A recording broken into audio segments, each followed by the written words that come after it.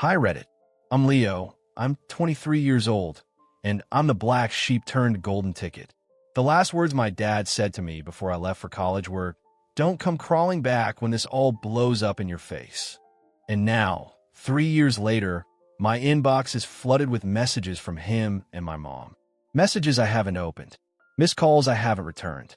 You might be wondering what changed. Well, everything. But let's rewind. When I got the scholarship offer from Woodlake University, it felt like I could finally breathe. My whole life, my parents drilled into me that family came first. And by family, they meant my younger half-siblings. They're still growing, Mom used to say. They need more support. Funny how that support came entirely from me. Babysitting, cooking, covering for their homework, giving up weekends, birthdays, even my savings. I never complained until I got that scholarship. I still remember the exact moment I told my parents. We were in the kitchen, my acceptance letter in hand, shaking. I thought they'd hug me. I thought they'd cry. Instead, Dad asked, "How much does it pay?" I told him it covered everything: tuition, housing, books. That's when he got quiet, real quiet. Then he looked at Mom, and she said the words that started it all. "That's great, Leo, but your brother Tyler needs braces, and Sophie's starting private school next year. You'll understand. No congratulations. No, we're proud of you. Just a demand, give up the spot, get a job, and help out at home." I laughed, literally laughed in their faces. I thought they were joking. They weren't. Dad laid it out like a business plan. I'd drop out, get work at his friend's auto shop, and funnel my paychecks into the family pool. He called it an investment in our future. I called it theft. So I packed my stuff. Everything I owned fit into 2 garbage bags and a duffel. They didn't try to stop me. When I left, I didn't look back. College was rough at first. I was on my own in every way. No money from home, no care packages, no calls. I took on part-time jobs in a library and campus cafe. I skipped meals. I slept 4 hours a night. But I made it. Somewhere in my second year, I started tutoring other students. Then I got recommended to assist a professor with research. By my final semester, I was running workshops for incoming freshmen. That's how I got the offer. Full-time role as a student advisor. Benefits, a solid salary, my own office. When the email came in, I cried. Not for joy, okay, a little, but for all the nights I almost gave up. I posted the job announcement on my barely used Facebook just to share with a few old friends. Didn't tag my parents. Didn't even think they'd see it. They saw it. 3 days later, I got a message from my mom. "We're so proud of you, Leo. Come home for dinner this weekend. Let's reconnect." Reconnect? I didn't reply. Then my dad called. "I always knew you'd land on your feet." That was it. Like none of the past ever happened. A week after that, I got a text from my aunt. Apparently, my parents were telling everyone I'd forgiven them and was coming home for Thanksgiving, that I was going to help rebuild the family connection. Nope. I blocked their numbers. The peace lasted maybe 5 days before the email started. The most recent one, from Mom: "You need to think about the family. Your siblings look up to you. You have a responsibility." No, I don't. Not anymore. But I won't lie. Part of me feels like garbage. I hate how guilty I feel for putting myself first. I hate how I still flinch when my phone rings, like I'm waiting for them to scold me again. I hate that I still crave their approval, even after everything. I'm not looking for validation here, Reddit. I just needed a vent. Because part of me wonders if I ignore them forever, does that make me just as cold as they were? And another part of me, that part feels like I finally stood up for myself. After that phone call, things at home went downhill fast. My dad barely spoke to me. When he did, it was short, clipped phrases like, "Don't be selfish," or "You think you're better than your siblings now?"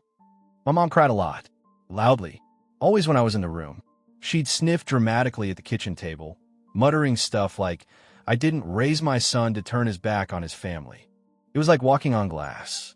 Nobody said it out loud, but I could feel the shift. I was no longer Leo, the oldest, the one who fixed broken sinks and walked my sister to school. I was Leo, the disappointment, the traitor. I started staying late at the library on campus. Not even studying, just sitting, pretending to work while I stared at nothing. The quiet there was better than the tension at home. I started eating in the dining hall too. Less questions, less guilt tripping, A week later, my younger brother came into my room without knocking and tossed a crumpled piece of paper at me. It was his college tuition bill. "Just so you know what we're dealing with," he said. "Mom said you'd figure it out." I looked at him, stunned. "I already said I can't." "Whatever, man. You think you're some genius now because you go to class all day? Forget it." He slammed the door behind him. That night, Dad sat down across from me at the dinner table.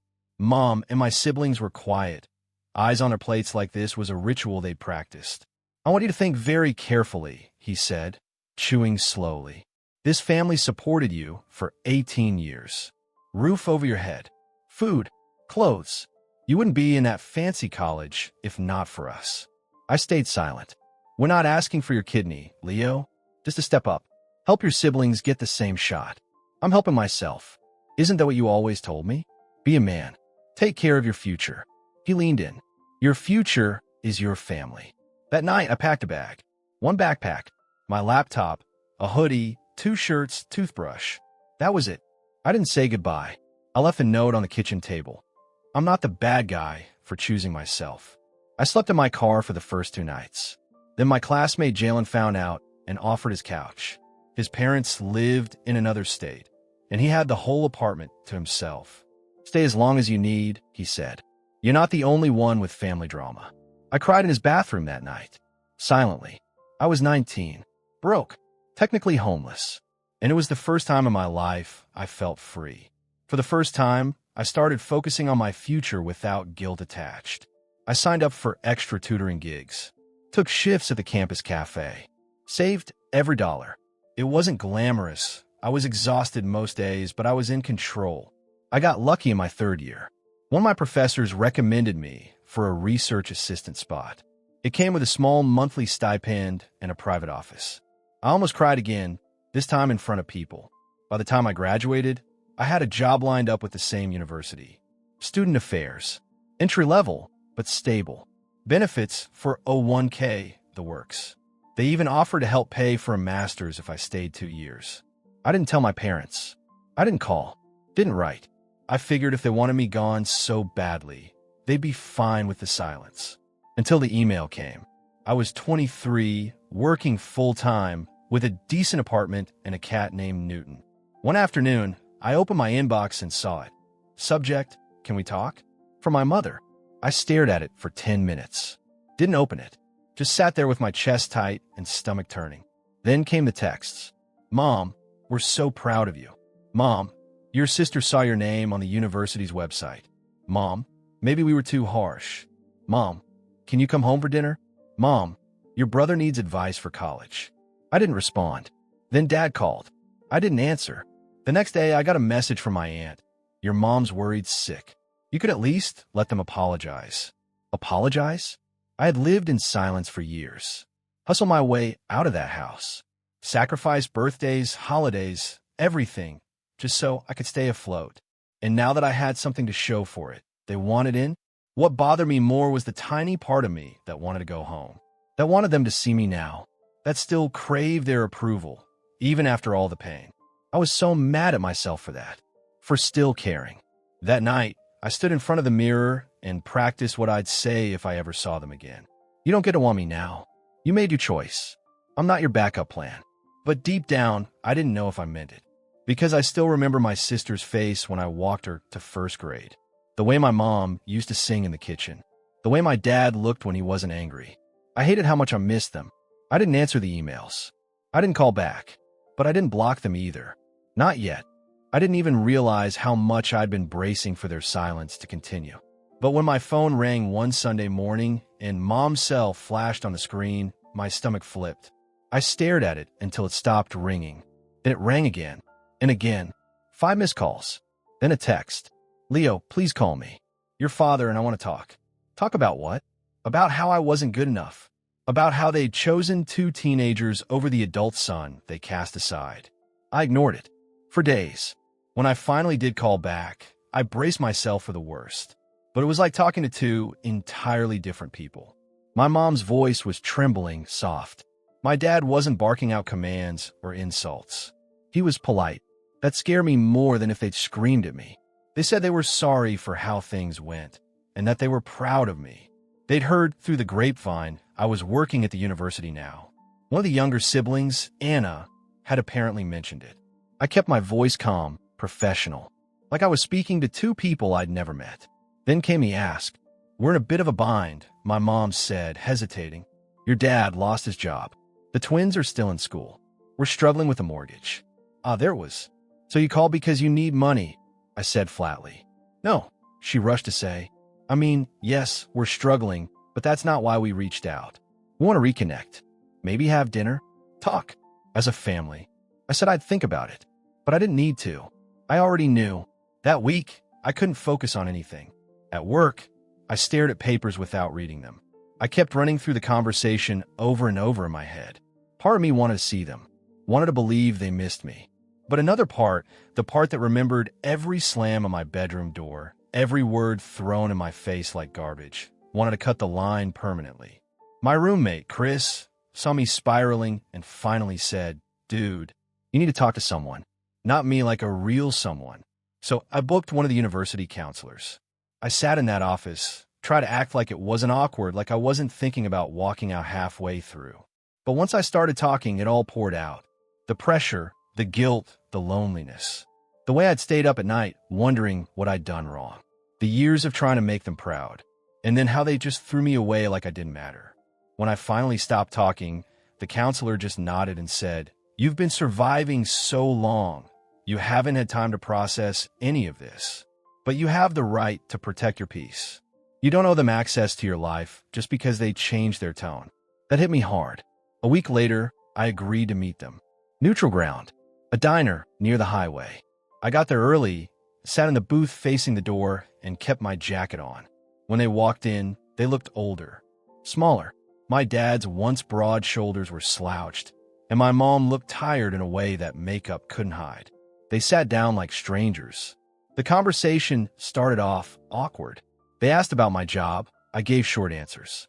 They told me about the house, how repairs were overdue, how the kids were growing up. Then, somewhere between coffee refills, my mom reached out and grabbed my hand. "We're sorry, Leo, for everything." I stared at her hand on mine, and then I said the thing I'd been wanting to say for 5 years. "You chose them. You made me feel disposable. I needed you, and you acted like I was selfish for wanting a future." My dad started to say something, but I cut him off. "You both made your choice. Now I'm making mine." I stood up, dropped a 20 on the table, and walked out. The calls came more frequently after that. Messages, emails, even handwritten letters. My siblings started reaching out too. Some blamed me. Some begged me to help. One said I was being dramatic. It would have crushed me once. But now I had perspective. I wasn't being cruel. I was finally choosing myself. That winter, I hosted a small Friendsgiving in my apartment. Chris came, so did some coworkers, and even a few students I'd mentored who didn't have families nearby. We ate, we laughed, we shared stories. And for the first time, I looked around the table and realized, this is family too. Not just people who share your blood, but the ones who see you, value you, choose you. And I decided that night, I was done letting the people who threw me away get front row seats to the life I built without them. After I was kicked out of my home, I promised myself that I would never let them control my life again. I lived in a dormitory, worked in a cafe near the campus, studied at night, slept for 4 hours, and had no right to be weak. I learned to be alone. I learned not to wait for a call, not to look towards family holidays, not to count how many days have passed since the last conversation. But what I didn't expect was a call from the university a week before graduation.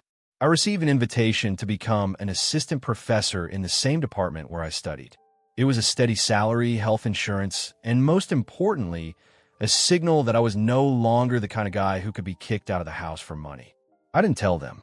I just came to the graduation, alone, in a dark blue suit that I bought with my first scholarship. The principal was handing me my diploma, and I didn't see my mom or dad on the stage, or even Tyler, my younger brother, for whom it all started. And then I got a call. "Mom, Leo, hi. I saw your graduation photo. We're so proud of you." I was silent. "I understand you're angry, but you're always part of our family. Your dad, he overreacted. We've all been through hard times. It was your choice, Mom, I wanted to say, but I just grit my teeth. We'd like to meet, to discuss something." The next day, I sat at the kitchen table in their home. Nothing had changed. The same smell of cinnamon, the same photos on the walls. Only none of them were of me. Only my younger brothers. Only a real family. We want you to help Tyler get into university. Dad started the conversation. He wants to go into engineering like you. But the fees are, well, expensive. I laughed. Right in his face. Pure, cold laughter. Are you serious? Leo, don't do that. We thought you'd understand. You have a good job, stability. You kicked me out. Because of him. And now you want me to help you? Because I'm stable? We didn't know it would turn out like this. We wanted what was best. No. You wanted me to sacrifice everything. And when I said no, you abandoned me. In public. And now that you're in trouble, you need me again? Mom started to cry. Dad left the room. Tyler stood against the wall and was silent. Can't you do something for your brother? He's not guilty of anything. I will, I said, but my own way. I went out and the next day transferred the money directly to his account. No words, no signature, no from my brother. But that was the last time. A week later, they called again. Maybe you'll come for Christmas? My mom's voice was almost broken. You're a part of our life again. I didn't answer. I just pressed reject because it wasn't about the money. It's not about forgiveness. The point is that when you are convenient for them, you are family. And when you're not, you're just an expense. And I am no longer an expense.